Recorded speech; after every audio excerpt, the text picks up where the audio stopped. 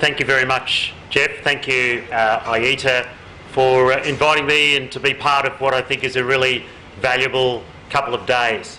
The people that have spoken before me have offered you really great insights into some of the lessons that they have learned from their experience in carbon markets in different countries. I'll give you today hopefully some insights from the Australian carbon market and the developments that have happened down in Australia, 10 hours south of where we are. It is important to recognise that the developments in Australia have been evolving over a number of years. Many of you may be aware of some of the political developments in Australia. I will talk about some of those things towards the end of my presentation today, but I really want to try and focus on some of the lessons that have been learned from the Australian scheme over the course of the first year of the implementation of the carbon pricing mechanism. So Australia went through the process over a number of years of putting in place national energy and greenhouse reporting measures, developing the policy approach to putting a price on carbon, and on the 1st of July 2012 actually started operating the first year of the carbon pricing mechanism. It's been a bit of a roller coaster to get to that point. As I say, I want to focus today mostly on what some of the lessons we've learned in the first year of the scheme, and to be in a position to provide you with some insight to what companies who are liable under the Australian scheme faced and some of the lessons that they learned. I'll briefly talk about, as Jeff introduced, the Carbon Market Institute, give you some examples of some of the transactions and the state of the Australian carbon market after the first year, and then the majority of the time I'd like to focus on the lessons learnt from the Australian scheme, which has really developed from a national survey and consultations that we took with Australian companies. I'll then talk about some current developments in terms of the politics in Australia, and then be available to answer some questions for you. The Carbon Market Institute is an industry-based body, a membership-based organisation, not-for-profit, not dissimilar to IETA, but really just focused on Australia. It's a membership-based body that is made up of companies who are covered under the scheme, the liable entities, including professional service providers and banks and project developers, technology providers. And I think it was Carl this morning that talked about the ecosystem. The ecosystem involved in a carbon market. Our institute really contains the ecosystem of the key participants in the Australian marketplace. We do a range of things, facilitate knowledge exchange and commercial interaction. We run events, we run working groups, and one of the things that we're very interested in is a two-way connection between the island of Australia down south and what's happening in the rest of the world. And to do that, we've developed with Dirk and the team at IETA a strategic alliance over the course of the last year, where we've been able to tap into the great knowledge base and industry developments that are happening around the world through our relationship with IETA, and inform the Australian marketplace, and then hopefully do things like this today, is to actually take some of the learnings from Australia and actually help inform the international marketplace of some of the developments. And that strategic alliance is something that we're keen to build on, and through things like the Business Partnerships for Market Readiness, which I think is a really valuable initiative, and it's great to see so many people here today participating over the last couple of days. But I do want to commend Jeff and Dirk for putting this together, and the IETA team, and say grateful to be part of it. A quick high-level snapshot of the Australian scheme. As I say, it began on the 1st of July 2012. We've passed the first full year of compliance. The scheme was designed with a 3-year fixed price period transitioning to a floating price period or an emissions trading scheme. The first 3 years of the scheme put a fixed price on carbon, of $23 a tonne in the first year, increasing 5% over the first 3 years and then going to a floating price. Importantly, the scheme was designed to link with the European market, and those linkages were developed and designed into some of the scheme design, which we will see, as I'll talk later, about what the implications of that delinkage might be. Prior to the carbon pricing mechanism put in place back in 2008, the National Energy Greenhouse and Reporting Act was passed, which required about 800 of the largest emitters, carbon emission or greenhouse emitting companies in Australia, to report their annual national greenhouse emittance. And that was very important in that it built the competency in Australian companies to report their emissions, and they developed the reporting, measuring processes that we talked about a lot yesterday. Australian companies had those systems and requirements in place 3 years, 4 years before the start of the carbon pricing mechanism. So it's an important precursor to the implementation of the scheme. In the first year of the scheme, companies who have a facility that emits 25,000 tonnes of CO2 equivalent or more were liable under the scheme, which meant that there were 372 liable entities. That is, companies with those facilities or with the operational control of those facilities was included in the carbon pricing scheme in the first year. The total value of the first year of the carbon market, when you take into account the free permits that were issued and the requirements to pay a carbon liability, we estimate that the total value of the market was $6.5 billion.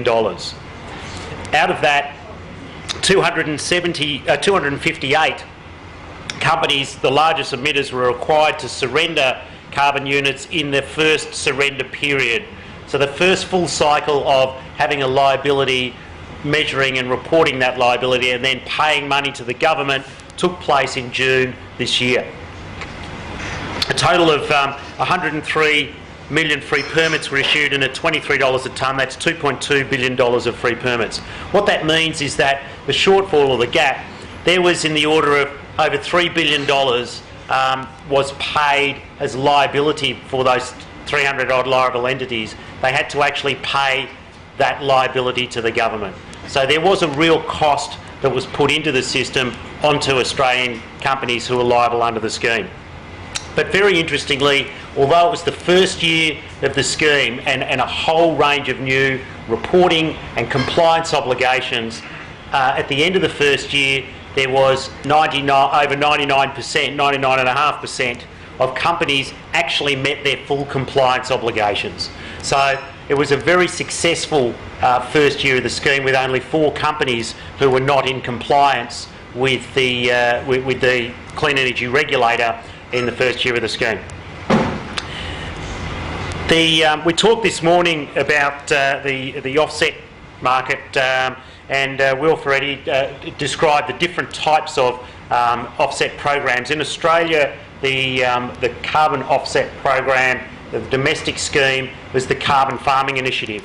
The Clean Energy Regulator, who is the major regulator, has been involved in regulating that Carbon Farming Initiative, the domestic market. In the first year of the scheme, that there was 1.7 million Australian carbon credit units issued, which were effectively all acquired. 97% of those were acquired by liable entities to meet their liability. So that is an indication that the market was operating successfully, that projects were actually registered with the regulator, generated emission reductions, were issued with units, and those units were then acquired by companies to surrender their liability. Was a pretty successful outcome as well. In the fixed price period, the first 3 years of the scheme, companies can meet up to 5% of their liability by the domestic offsets. There were 22 projects that were issued with those ACCUs or domestic units, and they covered the types of methodologies, including methane capture from piggeries, landfill gas capture, savanna burning and afforestation, reforestation projects. The companies that actually participated and actually acquired those units were companies that were principally in the power and energy generating sector.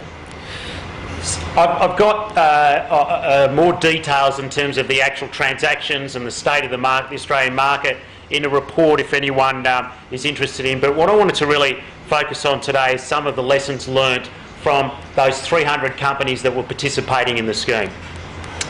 So we undertook a national survey of these 300 companies. We actually got over 200 of them, of the liable entities, responding to a survey, and then we did about 30 other consultations directly with companies. So it's a very significant sample size of companies that were impacted under the scheme in the first survey of this kind that was conducted.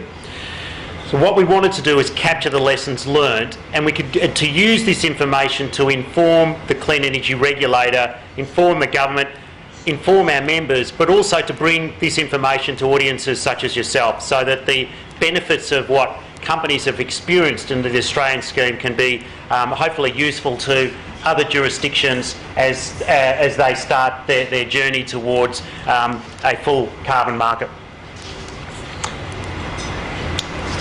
What I'll go through in the next 8 to 10 slides is the questions that we asked in relation to the liable entities, and then the survey results. And I'll just make a few comments about some of those findings.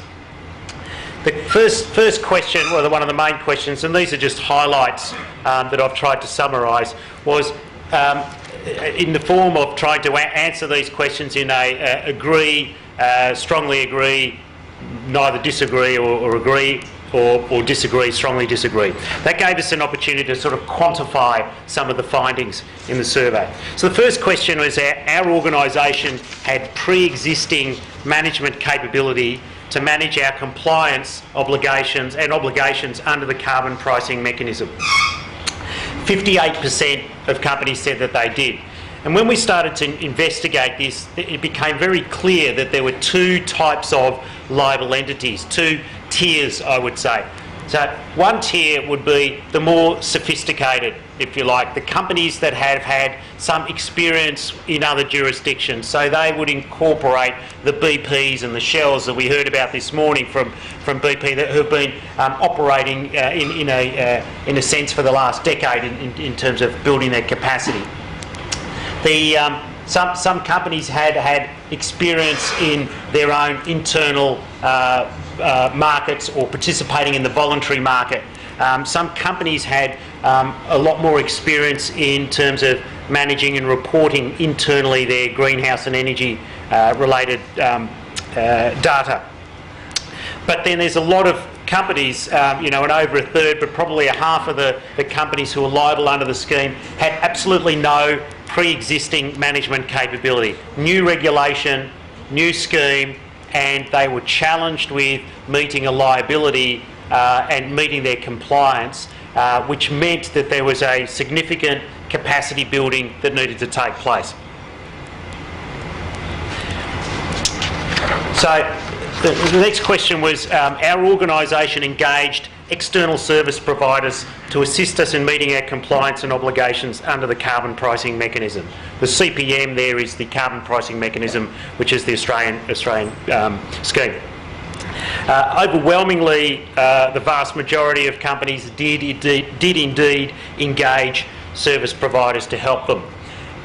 There are two ways that the companies approached meeting the compliance. One was to the more, let's say, sophisticated companies created internal teams where they built a project, if you like, a project team managed internally with internal capacity to meet their requirements. And those teams included people from the CFO's office, from the commercial operations, from energy management, sustainability, from regulatory affairs, from planning, from others that basically came together to actually manage different parts of the project, including things like procurement and contracting. Whereas other companies went out and engaged heavily with external service providers. And this was important for certain aspects of meeting compliance, which I'll describe in a minute. But what main strategy was to build capacity, build systems in the first year, and then actually, with that internal capacity, rely less on external service providers. So when we broke that down to say what type of professional services were engaged, this was an important understanding because we wanted to try and find out what were the services that companies required to meet their obligation and their compliance. The largest number of respondents, or the most significant professional services engaged were auditing, and that was mostly to verify their national greenhouse and energy reporting figures. The carbon price liability was based on the reporting of their energy and emissions data. So that needed to be audited and verified. So that was the largest professional service engaged, followed by legal services, which were engaged, and these were mainly engaged to review contracts. The contracts in terms of commercial contracts to identify how the carbon price could be passed through to customers.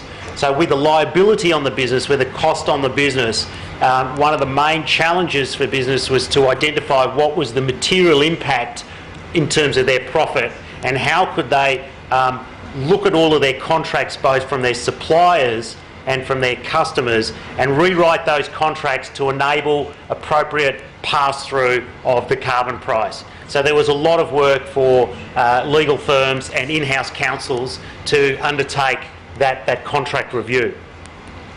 The third most important area was around energy and emissions management. So validation and verification of energy reporting, energy data was also very important. Accounting, to look at the tax, so the cash flow implications. With some companies facing a liability of up to $300 million, the cash flow implications were quite significant. So there was a lot of accounting work. A lot of these professional services were engaged at a time almost once the regulations were passed, there was a concentrated period of time when many companies who were liable under the scheme were engaging legal firms, auditing firms, advisory firms, strategic firms, and they had a number of different engagements running concurrently. Some of the feedback from liable entities was that they would have preferred if they could have stretched those out and had them in a more sequential fashion, and to actually be able to manage the service providers in a way where they were getting maximum value for the dollars that they were spending by managing and overseeing the contracts that they were engaging in, was something that a lot of companies provided feedback on. So it's important to recognise that when if you're looking to engage professional services, that you've actually got the time to oversee the delivery of those services and the implications of that spend, to make sure that it's aligned and those different types of services are managed accordingly. Our organisation established new governance policies and carbon risk management frameworks to comply with the carbon pricing mechanism. Overwhelmingly, it was agreed that there were new governance policies and carbon risk management frameworks put in place. And I'll talk about shortly some of the feedback about engaging with the board on this, the boards of the companies. But any piece of major legislation will require an organisation to actually meet compliance and to incorporate within their own risk management frameworks and their own governance who's actually looking after the compliance, and what are the responsibilities within the executive management to deliver on that compliance. So that was something that triggered a lot of internal task management and strategic rethinking of risk management. As I say, when you have for some companies, the liability was up to $300 million. Pretty important to make sure that it was being governed correctly. The next question was, meeting compliance and obligations under the carbon pricing mechanisms created new internal lines of communication, coordination and decision making. I think this is a very significant finding in terms of the number of people, particularly in consultations, that said that they had a role within the organisation which was to manage their energy costs and to manage sustainability or to manage their operations at a facility. But because the carbon pricing mechanism put a significant liability on the company, it opened up the lines of communication with the Chief Financial Officer's office, with their Treasury, with their CEO. What that meant was that for many companies, and I was involved in facilitating a lot of these meetings, for many companies it was the first time that the CFO of the company was really trying to understand what the material impact is of the new legislation related to their energy data. So putting a big dollar figure next to an energy number was something that actually really engaged the CFOs of organisations. And this has a very positive potential legacy, in that the lines of communication are now open within Australian companies. And a lot of feedback over the last 6 or 12 months is that certain individuals within companies who have got the main responsibility, whether they be the sustainability manager or the carbon manager or the environmental manager, they now have more access to the CFO as a result of the carbon pricing mechanism, which means that putting initiatives in place such as new energy efficiency measures or new carbon abatement projects, there is an increased prospect of those getting funded by the internal capital allocation, because the CFO in many Australian companies is actually now connected to the whole energy carbon value proposition. So a very, very interesting legacy as a result of the carbon price. Our corporate board was involved and aware of our strategy to meet compliance and manage our liability. You would think that most boards would get involved when it's something like a major piece of legislation, but we did sort of talk about today is that and yesterday it came up as well, how do you engage senior management and how do you engage the board? I think it changes when there is not a significant financial liability. In a scheme where there is free allowances, free permits, and there isn't a liability, it's harder to get senior management attention. But within the Australian scheme, once there was, we moved into the first year of the scheme where there was a significant liability, boards got engaged. Although it's interesting to see that 20% or 1 in 5 companies, that the boards were not really engaged and understood the strategy. And I think that goes to that two-tier approach. There are still some companies that are struggling with how do they meet compliance under this scheme. There are two ways the boards have been involved. One was from a bottom-up, if you like, that the people within the business units, the people that understand the legislation, and maybe a number of you in the audience who are aware and understand of what the implications are and the need to develop appropriate risk management and governance frameworks around meeting your liability, have been presenting that to executive management and to the board. That's the bottom up. The other way that companies actually got the board engaged was that there were people on the board that were well aware of what the risks and the compliance is, and drove that down. So there was two ways that companies engaged the boards. A strategy was developed to adequately pass through carbon price cost impacts to customers.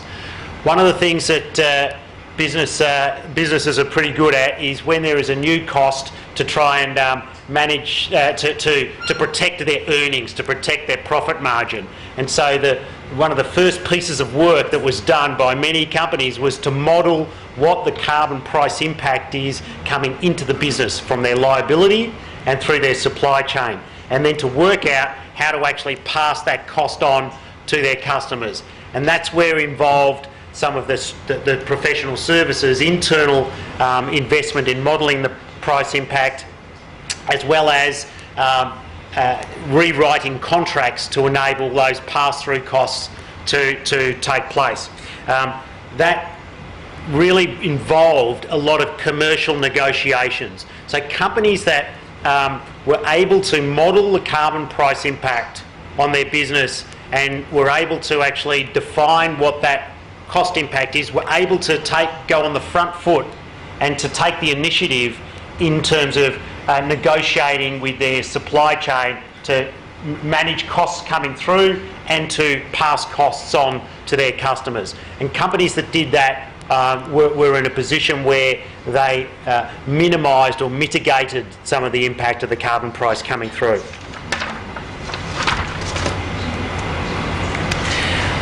We asked the questions about whether new investment was committed to financing energy efficiency and low carbon solutions as a result of the carbon pricing mechanism. And although that only says 31% of companies agreed with that statement, that's actually quite significant in that 1/3 of the 300 odd companies, or let's say 100 companies liable under the scheme, committed new investment as a result of the carbon pricing scheme. That is actually translated to a lot of commercial activity in terms of the solutions that are being provided by the technology and service providers to actually address the fact that there is a cost associated with the carbon liability. But at the end of the day, it really brought into focus for a lot of these companies the cost of energy in their business and the ability to actually reduce the energy cost or to make savings on their energy spend. The carbon pricing mechanism elevated the priority and gave the rationale for companies to actually unlock some investments. So 1 in 3 companies actually made new investments in the first year of the scheme, and we're going to see the legacy of that play out over time because those investments have been committed. This is also an interesting finding, is that the question was, our organisation has factored a carbon price into future investments. Overwhelmingly 74% of companies agreed with that.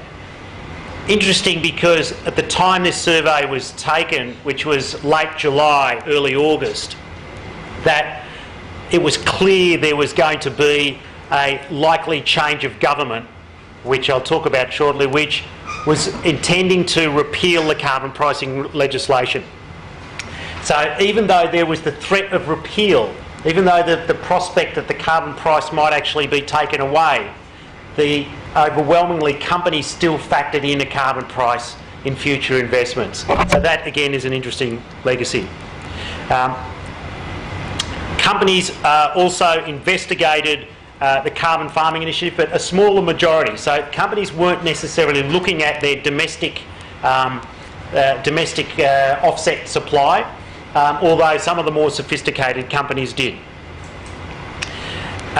In terms of anticipating a flexible emissions trading market, companies, 1/3 of them were developing a trading strategy, a carbon procurement and trading strategy. So this is a lot of competency was being built within the Australian marketplace. Another interesting thing is that about half the companies put in place systems to track international developments. So understanding what's happening in China, in California, in Korea has increased in importance, but particularly in the EU because of the potential linkage, the impact of policy developments in Europe would actually have a direct impact on the carbon price in Australia, and that also helped Australian companies connect with and engage with the developments in the international carbon market. The final question was around the Clean Energy Regulator and did they provide adequate information to support and help meet obligations under the carbon pricing mechanism. It was brought up this morning that it's very important that there is a two-way interchange between the regulator and the participants who are covered under the scheme, and the Australian Clean Energy Regulator took a very client-focused approach. They actually engaged very heavily with industry to try and help them understand, and there was a lot of learning by doing in the first year of the scheme. Let me just finish by summarising some of the key findings and reiterate what some of the key lessons learnt are from the Australian scheme.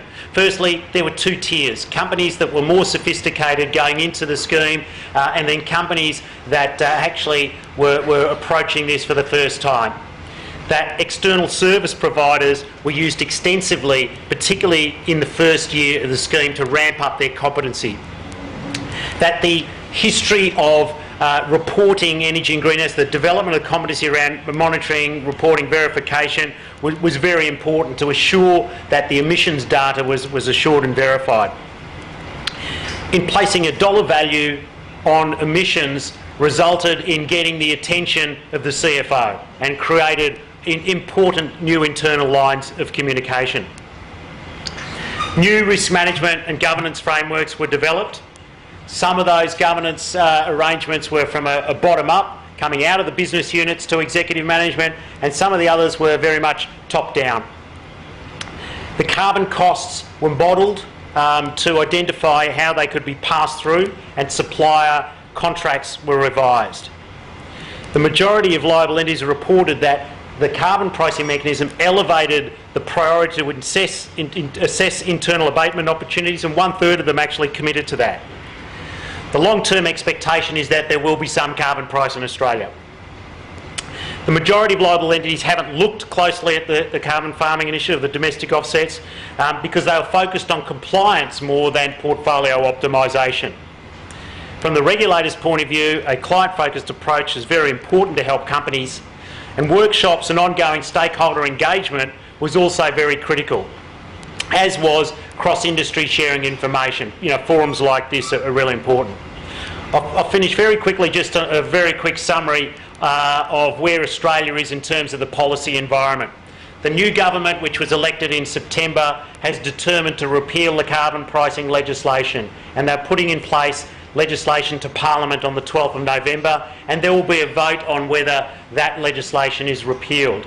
The planned date to end the scheme is June 2014. Sad but true. The alternative policy of the government is not clear yet, although they have flagged that there will be an emissions reduction fund, which we are hoping and pushing to have a market-based approach built into the design, so it can be scaled and meet our targets and our objectives, but we're yet to see the design of that. There is a commitment to maintain a renewable energy target, and there is a commitment to bipartisan by both sides to maintain a Kyoto reduction target of 5% on 2000 levels by 2020. Today a report came out from Australia's Climate Change Authority which has advocated pushing that target up to 15%. So we're in a very interesting stage where we've developed a very sophisticated carbon market, well designed, well governed, with a lot of competency built into the Australian marketplace and compliance entities, and then we've got a political process that's trying to unwind all that. Companies are still saying, but hang on a minute, this is not going away, we still need to factor in a carbon price. So I think stay tuned in Australia, because I don't think it's all over yet. The policy alternative will need to be developed. There is a strong industry competency that's been built. A lot of money has been invested by companies to meet these systems and requirements. And so I think over the next 6 to 12 months, we'll start to get 6 months, we'll start to get a clearer picture of what things look like in Australia going forward. It might seem strange for market participants here to think that why would you get to a point of a scheme and then unwind it, but I'm not here to really explain politics and how the political process works in Australia. But I just want to take the opportunity to thank you again for IETA and B-PMR to have the opportunity to put forward some of the learnings and lessons learned from Australia, and look forward to some of your questions when we get round to it. Thank you.